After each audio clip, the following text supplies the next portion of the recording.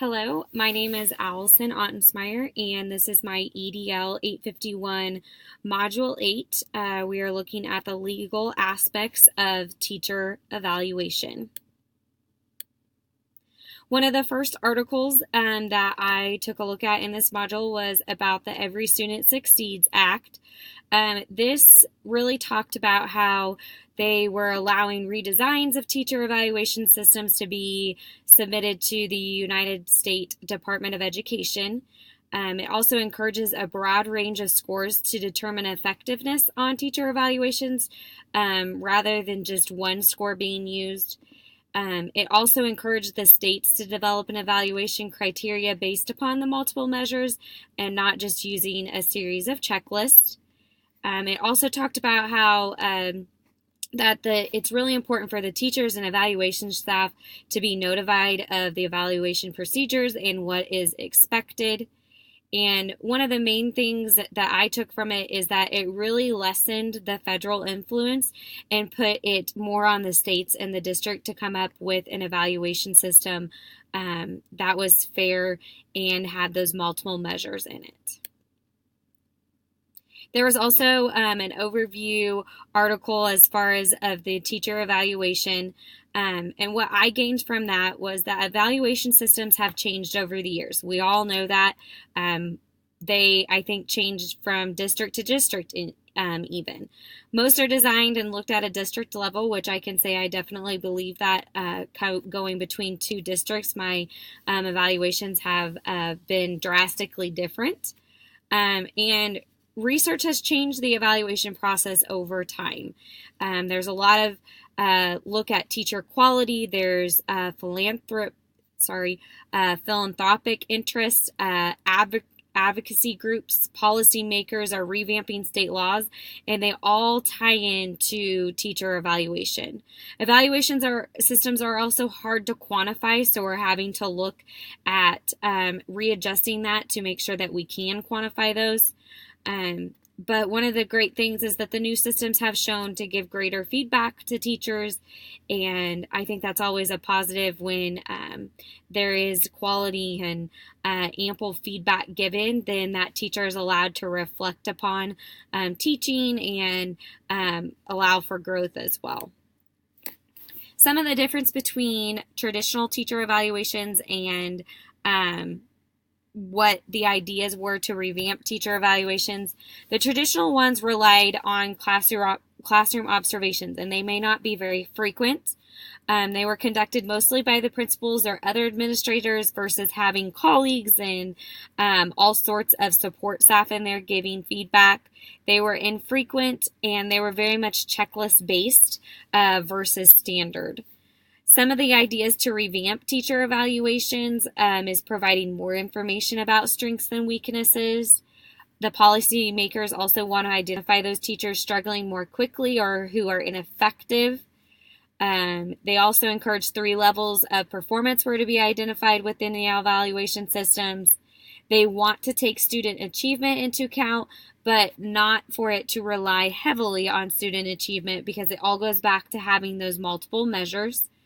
And also proficiency expectations varies widely among states, so they just want to make sure that we are kind of building what a proficient teacher is in one state to what a proficient teacher is in another state. Teacher evaluations now are much more complex. A lot of times each section or standard is scored individually. Most are heavily influenced on observations tied to teaching standards, and that kind of all goes back to the Common Core. States still differ on unannounced or announced observations, so that kind of differs. We're using more objective measures. Student test scores are going to be required as part of your evaluation. And section scores then weighted to come up with a final score, which I would have to say that student test scores and section scores weighted is something that was new to me when I came to my district this year. But I feel like the evaluation system that I have now with my current district is much more in depth and gives me a lot more feedback and a lot more to look at, making, teaching adjustments or seeing where I want to professionally grow at. So I have to say that those were positive things. A lot of times we have seen teacher evaluations come up in the courts. And the article stated that many state unions are raising awareness and contesting evaluation systems because they don't see them at being fair and just. A lot of the issues have come about technicalities and miscalculations that negatively affect teachers. The court cases are leading states to adjust requirements with the pay scale, tenure, test scores being involved, and just making sure that multiple measures are being used. But teacher evaluation court cases have been on the rise over the last 7 years, just because our teacher evaluation systems are being heavily looked at and revamped. So we're seeing that happen a lot more, where teachers may not always be on the right side of evaluations, and so they're taking their concerns to the courts. I currently work at Glenwood Ridge Elementary, which is part of the Basehor-Linwood District, and our evaluation system is very reflective, data-driven, based upon frequent classroom visits. We get immediate feedback. We have personal and building goals that we need to look at when we are being evaluated. They're looking for teaching strategies, and most importantly, they're looking for effective and quality instruction when they are in our rooms. The whole process at Glenwood Ridge kind of varies depending upon where you're at as far as within the district. First and second year teachers complete 2 cycles each semester. Third and fourth year teachers complete 1 cycle, and that usually happens mid-year. Fifth year and above teachers complete 1 cycle either in the spring or fall semester every 2 years. We also have 2 to 3 monthly walkthroughs for every teacher. And we have tons of resources to help us through the evaluation process. We have helpful videos, articles, a step-by-step outline of the process, and we rely heavily on our mentors to lead us through those cycles. The GRE evaluation cycle, we have a notification meeting.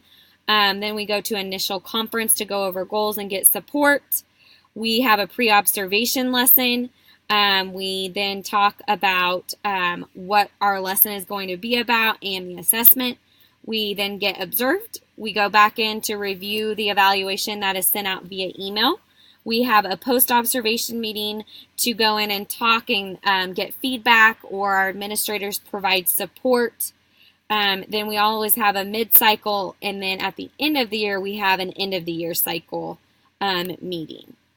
As far as teacher recourse goes in the district, if you want to change something, you're required to build artifacts. You can ask for more observations for them to come in more frequently. Usually you're going to be meeting with the administrator and superintendent. If you are found to be ineffective, you go on probation.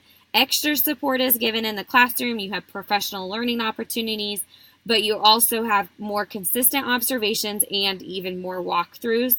If you are found ineffective multiple times, then the administration staff is going to look at possible termination. I have never seen that. Neither have any of the teachers in my building have seen termination because of that.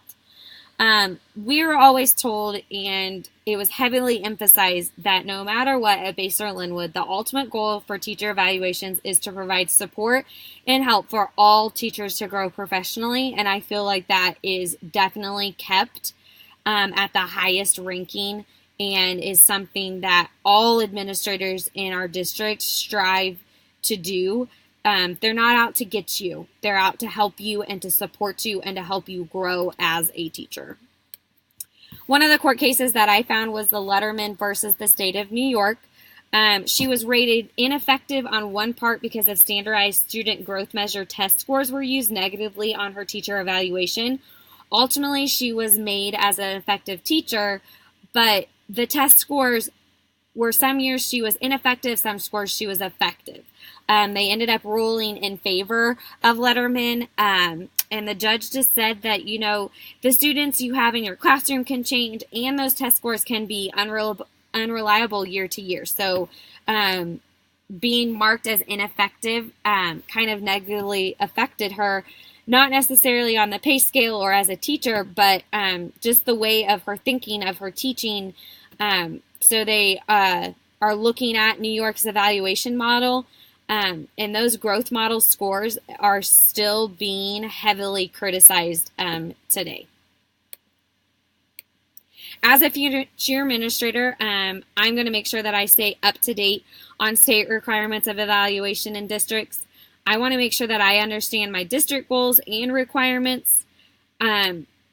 Most importantly, though, I want to advocate for teachers to be successful through the evaluation system. I want to make sure that I clearly define the process, and I want to make sure that I'm being objective and fair, noting specific and honest things that are happening during the evaluation. Following through with just ethical standards and moral values is something that I want to hold myself to while I go through the evaluation process with my staff. We are a team to help these kids, so I want them to feel like that we are a team through their evaluation staff as well. I also want to be open and honest throughout the whole evaluation process so that I can grow as an observee and as also an observer, just so that we are working together, I think is the most important thing.